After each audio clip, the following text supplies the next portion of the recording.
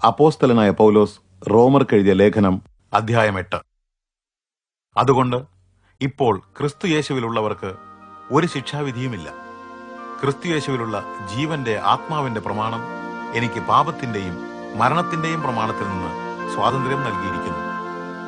ജഡത്താലുള്ള ബലഹീനത മൂലം ന്യായപ്രമാണത്തിന് ചെയ്യുവാൻ സാധ്യമല്ലാതിരുന്നത് ദൈവം സാധ്യമാക്കി. അവിടുന്ന് സ്വന്തം പുത്രനെ പാപിയായ മനുഷ്യന്റെ സാദൃശ്യത്തിൽ പാപപരിഹാരമായി അയച്ചു. പാപത്തിന് ജഡത്തിൽ ശിക്ഷ വിധിച്ചു. ജഡത്തെ അനുസരിക്കാതെ ആത്മാവിനെ അനുസരിച്ച് ജീവിക്കുന്ന നമ്മിൽ ന്യായപ്രമാണം അനുശാസിക്കുന്ന കാര്യങ്ങൾ നിവൃത്തിയാകേണ്ടതിന് തന്നെ. ജഡത്തെ അനുസരിച്ച് ജീവിക്കുന്നവർ പാപത്തിന്റെ കാര്യങ്ങളിലും ആത്മാവിനെ അനുസരിച്ച് ജീവിക്കുന്നവർ ആത്മീയ കാര്യങ്ങളിലും മനസ്സുറപ്പിക്കുന്നു. ജഡത്തിന്റെ ചിന്ത മരണത്തിൽ കലാശിക്കുന്നു, ആത്മാവിന്റെ ചിന്തയോ ജീവനും സമാധാനവും ആകുന്നു. ജഡമനസ്സ് ദൈവത്തോട് ശത്രുതയുള്ളതാണ്.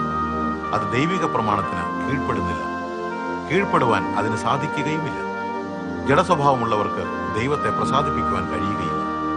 നിങ്ങളോ ദൈവത്തിന്റെ ആത്മാവ് നിങ്ങളിൽ വസിക്കുന്നുവെങ്കിൽ ജഡസ്വഭാവത്താലല്ല, ആത്മാവിനാലാണ് നിയന്ത്രിക്കപ്പെടുന്നത്.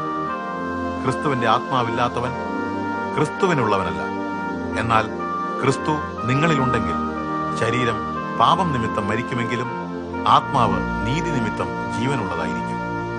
യേശുവിനെ മരിച്ചവരിൽ നിന്ന് ഉയർപ്പിച്ചവന്റെ ആത്മാവ് നിങ്ങളിൽ വസിക്കുന്നുവെങ്കിൽ ക്രിസ്തുവിനെ മരിച്ചവരിൽ നിന്ന് ഉയർപ്പിച്ചവൻ നിങ്ങളിൽ വസിക്കുന്ന തന്റെ ആത്മാവിനാൽ നിങ്ങളുടെ മർത്യ ശരീരങ്ങളെയും ജീവിപ്പിക്കും. ആകയാൽ സഹോദരരെ, നാം ജഡത്തെ അനുസരിച്ച് ജീവിക്കേണ്ടതിന് അതിനോട് കടപ്പാടുള്ളവരല്ല. ജഡത്തെ അനുസരിച്ച് ജീവിച്ചാൽ നിങ്ങൾ തീർച്ചയായും മരിക്കും. എന്നാൽ ആത്മാവിനാൽ ശരീരത്തിന് ദുഷ്പ്രവൃത്തികളെ ഇല്ലാതാക്കുന്നുവെങ്കിൽ നിങ്ങൾ ജീവിക്കും. ദൈവാത്മാവിനാൽ നയിക്കപ്പെടുന്നവർ എല്ലാവരും ദൈവമക്കളാകുന്നു. നിങ്ങളെ വീണ്ടും ഭയത്തിലേക്ക് നയിക്കുന്ന അടിമത്തത്തിന്റെ ആത്മാവിനെ അല്ല, പുത്രത്വത്തിന്റെ ആത്മാവിനെയാണ് നിങ്ങൾ പ്രാപിച്ചിട്ടുള്ളത്. അതേ ആത്മാവിനാൽ നാം അബ്ബാ, പിതാവേ എന്ന് വിളിക്കുന്നു.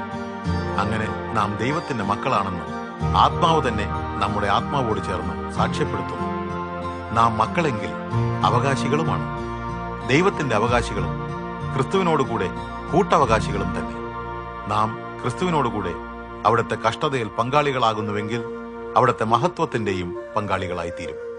നമ്മിൽ വെളിപ്പെടുവാനുള്ള തേജസ്സിനോട് തുലനം ചെയ്യുവാൻ അർഹമില്ലാത്ത വിധം നിസ്സാരമാണ് ഇക്കാലത്തെ കഷ്ടതകൾ എന്ന് ഞാൻ കരുതുന്നു. ദൈവമക്കൾ വെളിപ്പെടുന്നതിനു വേണ്ടി സർവസൃഷ്ടിയും അത്യാകാംക്ഷയോടെ കാത്തിരിക്കുന്നു.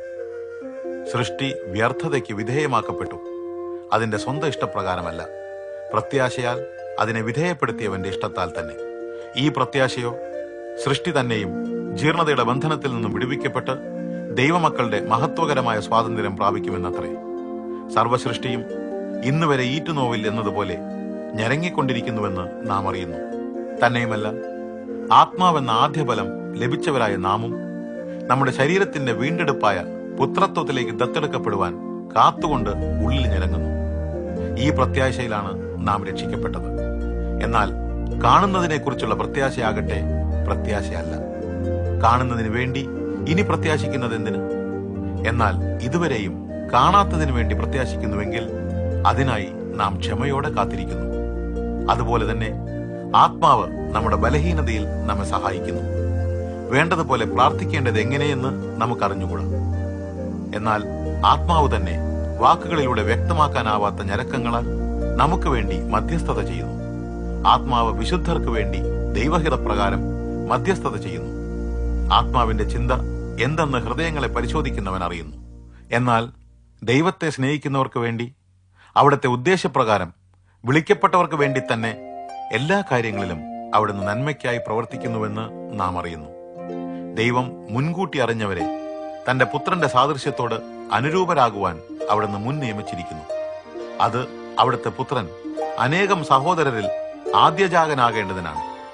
അവിടുന്ന് മുൻ നിയമിച്ചവരെ വിളിച്ചു, വിളിച്ചവരെ നീതീകരിച്ചു, നീതീകരിച്ചവരെ തേജസ്കരിക്കുകയും ചെയ്തിരിക്കുന്നു.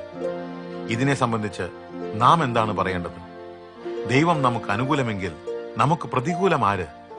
സ്വന്തം പുത്രനെ ഒഴിവാക്കാതെ നമുക്കെല്ലാവർക്കും വേണ്ടി ഏൽപ്പിച്ചു തന്നവൻ പുത്രനോടൊപ്പം സകലവും കൃപയാൽ നമുക്ക് നൽകാതിരിക്കുമോ? ദൈവം തിരഞ്ഞെടുത്തവരെ ആര് കുറ്റം ചുമത്തും? ദൈവമാണ് നീതീകരിക്കുന്നവൻ. ശിക്ഷ വിധിക്കുന്നവനാര്? മരിച്ചവനും മരിച്ചിട്ട് ഉയർത്തെഴുന്നേറ്റവനുമായ ക്രിസ്തുയേശു ദൈവത്തിന്റെ വലതുഭാഗത്തിരുന്നു കൊണ്ട് നമുക്ക് വേണ്ടി മധ്യസ്ഥത വഹിക്കുന്നു. ക്രിസ്തുവിന്റെ സ്നേഹത്തിൽ നിന്ന് നമ്മെ വേർപിരിക്കുവാൻ ആർക്ക് കഴിയും? ക്ലേശങ്ങൾക്കോ, കഷ്ടതകൾക്കോ, പീഡനത്തിനോ, പട്ടിണിക്കോ, നഗ്നതയ്ക്കോ, ആപത്തിനോ, വാളിനോ അത് ചെയ്യാൻ കഴിയുമോ? അങ്ങയ്ക്ക് വേണ്ടി ഞങ്ങൾ ദിവസം മുഴുവൻ മരണത്തെ നേരിടുന്നു.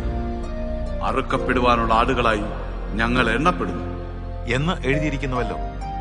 നാമോ നമ്മെ സ്നേഹിച്ചവൻ മുഖേന ഇവയിലെല്ലാറ്റിലും പരിപൂർണ വിജയം നേടുന്നു. മരണത്തിനോ, ജീവനോ, ദൂതന്മാർക്കോ, വാഴ്ചകൾക്കോ, അധികാരങ്ങൾക്കോ, ഇപ്പോഴുള്ളതിനോ വരുവാനുള്ളതിനോ, ഉയരത്തിനോ ആഴത്തിനോ, സൃഷ്ടിയിലുള്ള മറ്റെന്തിനെങ്കിലുമോ നമ്മുടെ കർത്താവായ ക്രിസ്തുയേശുവിലുള്ള ദൈവസ്നേഹത്തിൽ നിന്ന് നമ്മെ വേർപിരിക്കുവാൻ സാധ്യമല്ല എന്നെനിക്ക് പൂർണ്ണ ബോധ്യമുണ്ട്.